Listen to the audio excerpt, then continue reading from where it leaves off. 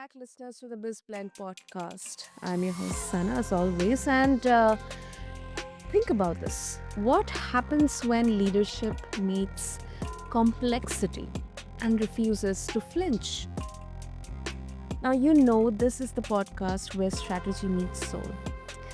Now, today, we are diving into one of the most urgent leadership challenges of our time: navigating conflict and polarization without losing your values, your people, or in fact, your sanity.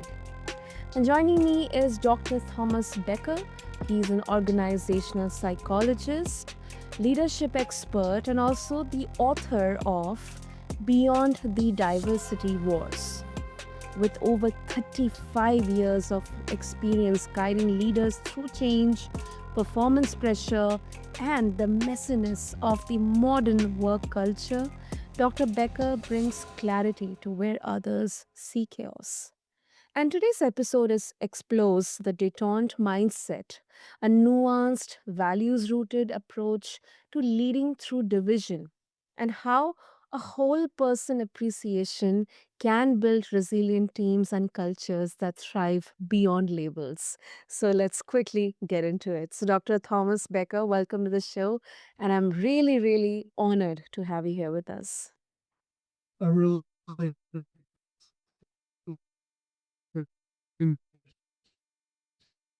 Absolutely. Absolutely. So, Dr. Thomas, to start with, what exactly is detente mindset in the context of modern leadership, and why do you believe it's not just idealistic but it's necessary? that's a good question. I see this basically the art of coexisting with disagreement. In the U.S. and I know elsewhere in the world, of course, including India, UK, Australia, Canada, elsewhere. There's a great deal of polarization, perhaps more so now than ever before, where people don't just hold disagreements, but have, nearly violent reactions to disagreement, oftentimes, Yeah. certainly within a mindset of let's attack rather than let's coexist. So, I really believe that taking this detente mindset can help leaders navigate, team tensions, generational divides, ideological clashes, and all the other sort of identity based conflicts that we face in the world. Um, yeah, so I really think that's the value that it has for business leaders. Hmm. And I agree. I mean, it's surprisingly, and I don't know whether Dr. Thomas, but I'm seeing this, increase need of reacting to a disagreement or a conflict in a more violent way, or taking offense, um, just at the very, um, even thinking or understanding that maybe this person doesn't agree with me, so this person doesn't like me. That means it's kind of a threatening situation to me. I don't know, but I'm observing this, and that's why maybe leaders, they either retreat from conflict because they just want to avoid these kind of situations, or they completely get into it without any strategy. So I'm really curious how the daunt plays into high performance without even falling into passivity. Yeah, I think your observations are right on the money, Sana. Just a couple of other comments on that. I know here in the U.S. there's such a polarization of what used to be considered to be, liberal versus conservative political views. Oftentimes that overlays onto other social issues. And there's always been disagreement there. But the lack of civility that has come with and, been highly increased over the last few years is remarkable. Some people here are quick to blame a single individual, like, say, President Trump. There's various very opinionated reactions to him, and so Mm, blame him for this polarization. And without taking a definite stand on that, I would say, although there's some truth to that, one's got to ask themselves, well, why do so many people then follow into this path of, us versus them, and even more so than that, why so non-civil about it? Why such an attack posture? And I think mm, that the mindset here, that's where this becomes critical, because uh, the value of a detente mindset, whether you're a leader, a follower, or just dealing with conflict in everyday life, means that you don't have to give up your own perspective. Like you mentioned, sometimes leaders will just sort of cave or ignore or conflict, or sometimes they go on to the attack and feel like I've got to force my views on other people. But that's not the only strategies that are available. The detente mindset allows the other person to have their perspective without you giving up your own. Um, but the goal is not to win or to beat the other person, or to just accommodate yourself to their views, but rather to continue having a conversation and communication, with the hopes that there are ways that we can move forward with pursuing justice or performance or relevant to businesses and society. Doing is you need a particular way. Can't continue the conversation. You obviously can't address the problem. yeah, I agree. I agree. And also, um, in today's polarized work environments, how can leaders practice whole person appreciation without, diluting standards or, over personalizing workplace dynamics? Because that can be really, really tricky. Agreed, agreed. Yeah, I see these 2 ideas going hand in hand. That's part of what I try to get at in, my new book, is how this detente mindset and whole person appreciation sort of go hand in hand, in a virtuous cycle where they build on each other, in a way that we are better able to see each other as human beings rather than just categories. um, it's not that those social identities are irrelevant or false. I mean, you may identify yourself as a, woman from India. I may identify myself as a man from the U.S., and that's fine. But we're much more than that.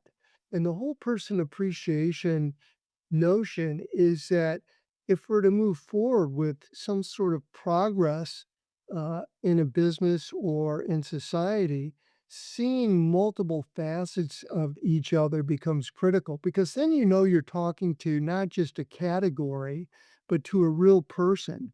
The more you learn about somebody in terms of their values, what they believe, what they stand for, even things like, what are their idiosyncrasies. Sometimes in the workplace, you might have two people, let's say two managers, that disagree vehemently in terms of how to best handle a problem, like, say, low performance of one of their employees. They may disagree, but maybe they connect because of the fact that they both happen to love, some kind of music like jazz or classical. So, if they don't know what each other's interests are, then they don't have any bridge. But if you and I clash on something and we both know, hey, we love the same kind of music, that gives us a starting point for discussion. So the more we know each other beyond, just a couple of categories, really is an important step towards holding a detente mindset and, working together where we can to address the issues that we hold in common. Yeah, right. And then talking about your book, Beyond the Diversity Wars, it talks about moving past the noise. Can you break down one, common misconception in today's DEI conversation that you think is holding leaders back?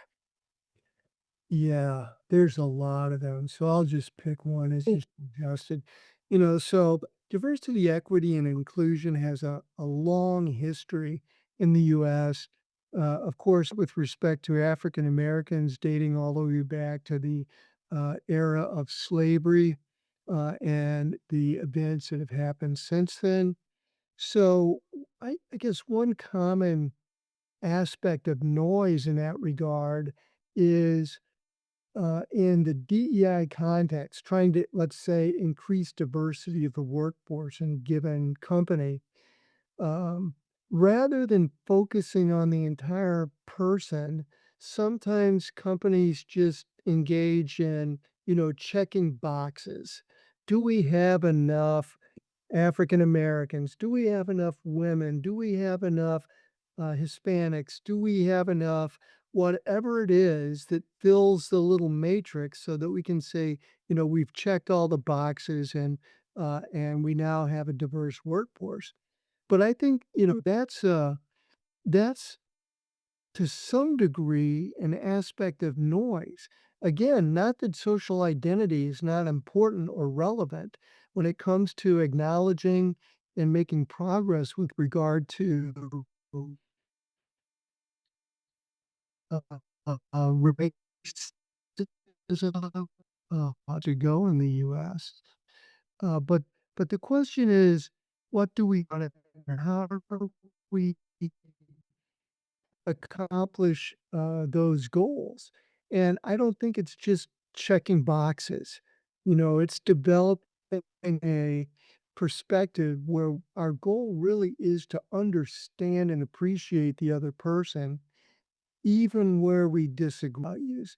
So that's an example of where I think noise can kind of interfere with real progress is if a company just takes a so-called performative approach where, hey, we're checking the boxes, we're trying to look good if we're, members of human resource management in an organization. And and the matrix becomes the focus rather than on humanity of the people that we're hiring, the employees that we currently have, and making HR decisions effectively. Hmm.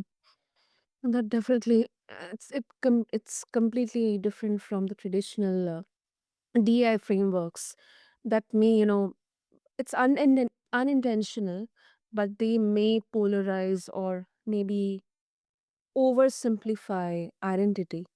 Yep. Um, and talking about the results also, Dr. Thomas, in companies that embrace detente and whole person leadership, um, what tangible performance shifts have you seen? Let's say in productivity or innovation or retention as well. Yeah. I want to be very careful here, to be honest with you and your listeners, and not try to oversell something. My experience is sometimes uh, somebody has an idea or a theory or a model, and they want to make radical claims about, hey, if you just do this, this is going to solve all your problems. And those promises usually end up being far fetched and or we fall short of those. I think, when it comes to a détente mindset and whole person appreciation, the evidence is that it can help you deal with conflict effectively. It can give you a path forward. And that's not a guarantee that productivity and profits are gonna raise, the next financial quarter. Uh, I think what it means is that over the long run, the well-being of employees will be enhanced And to the extent that things like job satisfaction are linked to job performance, then you're going to see greater performance results over time as your employees begin to feel like, the company really doesn't just see me as a symbol or a representative of a group. They see the value that I bring to the organization, and they truly, want to understand and work with me to our mutual benefit. So I think that's what you can fairly say about this approach is it's not a panacea. It's not something that's going to have magical results. Some consultants I know try to oversell their perspectives, but I think a honest answer to your question is that if if they are practiced consistently and with well-meaning on the part of employers and managers and employees towards their coworkers, that it can build a more cohesive workforce, which then if there's, high productivity norms can result in longer and better productivity over time. Mm, that does. That does.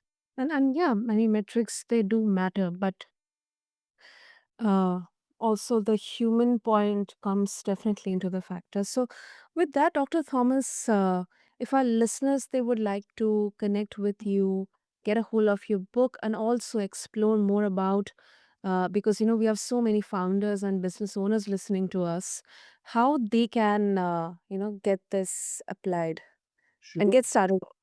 Yeah. Yeah, I think the best place really to reach me to learn more about me and to communicate with me would be on LinkedIn. You can just search for Thomas E. Becker. My profile will pop right up.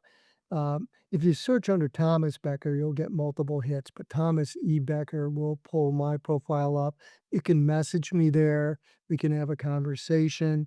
If you want to learn a little bit more about my past research and things that I'm interested in and that might pertain to you as a listener, that would be a great place to go.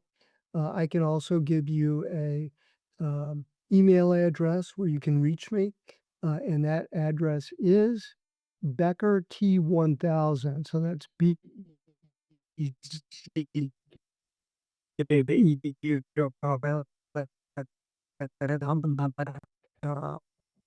So I check that regularly. I respond to reply to people that are interested in further discussing this and related topics. Wonderful. I'll make sure to have all the links in the show notes. And thank you so much, Dr. Thomas, for helping us unpack how a detente mindset and a whole person appreciation, something which I also learned today, they can transform conflict into collaboration and also complexity into clarity. Thank you. That's exactly right. Thank you again so much for having me on this show, Sana. So, listeners, leadership isn't about having the loudest voice in the room. No, not at all. It's about creating space for wisdom, resilience, and real connection. If you are a founder, executive, or a change maker looking to lead with both strength and empathy, take this conversation as a blueprint. And thank you to all of you for listening to BizBlend. Subscribe, share, and let us know what would your leadership look like if you stopped choosing sides and started choosing solutions instead. Until next time, stay bold, stay human, and to connect with Dr. Thomas and explore more about his work and his book as well, just refer to the show notes along with this episode. Thank you so much.